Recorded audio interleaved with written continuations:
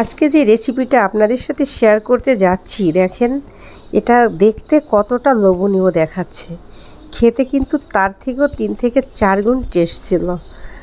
আর বানিয়ে নেওয়া যায় জাস্ট 1টা 2টা উপকরণ দিয়ে, সেটাও একদম এখন হাতের কাছেই পাওয়া যায় খুব সহজে এবং অল্প উপকরণে।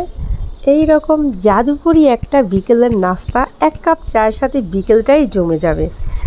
তো আর দেরি না করে এখন কি করতে হবে, সরাসরি রান্নাঘরে গিয়ে জাস্ট ঘরে যদি একটা গাজর থাকে, রেসিপিটা আমরা খুব সহজে বানিয়ে নিতে পারি। তো আমিও কিন্তু রান্নাঘরে চলে এসেছি আর ঠিক একটা গাজরই নিয়ে নিয়েছি এখানে। তো একটা গাজর আমি ছিলে পরিষ্কার করে ধুয়ে নিয়েছি, আর গাজরটাকে এখন আমি জাস্ট রিং রিং করে কেটে নিয়েছি। আর এখানে আমি ছোট্ট একটা গাজর নিব, আরও ছোট্ট একটা, প্রথমে আমি বড় একটা গাজর নিয়েছি, তারপরে ছোট্ট একটা গাজর নিয়ে 2টা গাজরই কিন্তু রিং রিং করে কেটে নিয়ে একটা বাটিতে উঠিয়ে নিব। দেন এই পর্যায়ে উঠিয়ে নিচ্ছি। আর আমি অফ ক্যামেরায় সিদ্ধ করেও নিয়েছি। তো সিদ্ধ করে নেওয়ার পরে কাঁটা চামচ দিয়ে আমি কিন্তু এই যে দেখেন গ্রেট করে নিচ্ছি। আর এই পর্যায়ে কিন্তু একটু কাঁটা চামচ দিয়ে করতে হবে, আপনারা যেভাবে পারেন সেভাবেই করে নেবেন। দেন করে নেওয়া শেষ। এখন আমি 1/2 কাপ ময়দা নিয়েছি, পুরোটা দেই নাই, অর্ধেকটা দিয়েছি। সামান্য লবণ দিয়েছি স্বাদ মতো, আর 4 চামচের মতো চিনি দিয়েছি। চিনিটা কিন্তু অপশনাল, যে যেরকম মিষ্টি খেতে পছন্দ করেন সে সেরকম দেবেন, বেশি কম। তবে এখানে আমার 1/2 কাপ ময়দা পুরোটাই লেগেছে। তো দিয়ে একটা ডো বানিয়ে নিয়েছি। আর এখন আমি যে নাস্তাটা বানাতে যাচ্ছি সেটা শেপ দিয়ে নিচ্ছি। তো দেখেন একে একে কিন্তু আমি শেপ দিয়ে নিচ্ছি, আর এই একইভাবে সবগুলো শেপ দিয়ে নিব। তো সুন্দর করে আমার কিন্তু এই যে শেষটা হাতের ভিতরে আছে, এটাও যদি দেওয়া হয়ে যায় একদম সবগুলো দিয়ে দেওয়া শেষ।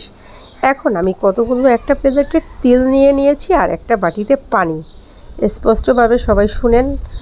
তো পানির ভিতরে প্রথমে একটা নাস্তা দিয়ে তারপরে তেলের ভিতরে দিয়ে কুটিং করে নেব। তো 2 থেকে 3টা আমি আপনাদের সাথে শেয়ার করছি, আর বাদবাকি কিন্তু এই একইভাবে করে নেব। আর এই জিনিসটা বিশ্বাস করেন খেতে কিন্তু চায়ের সাথে সেই রকম একটা টেস্ট। তো একে একে আমার সব করে নেওয়া শেষ।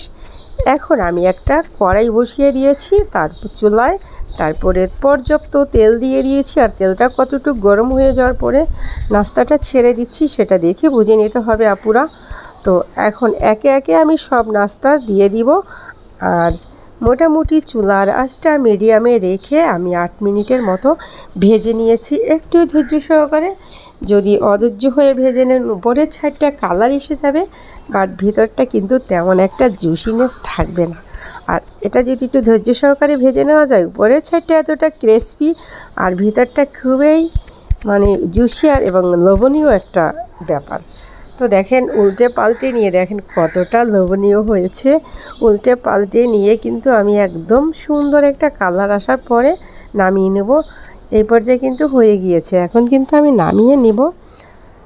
একে একে আমি সব সুন্দর করে নামিয়ে নিচ্ছি। ভাই এই যে দেখেন, আমার তো দেখে আর সহ্য হচ্ছে না খাওয়ার জন্য, কতটা সুন্দর লোভনীয় হয়েছে।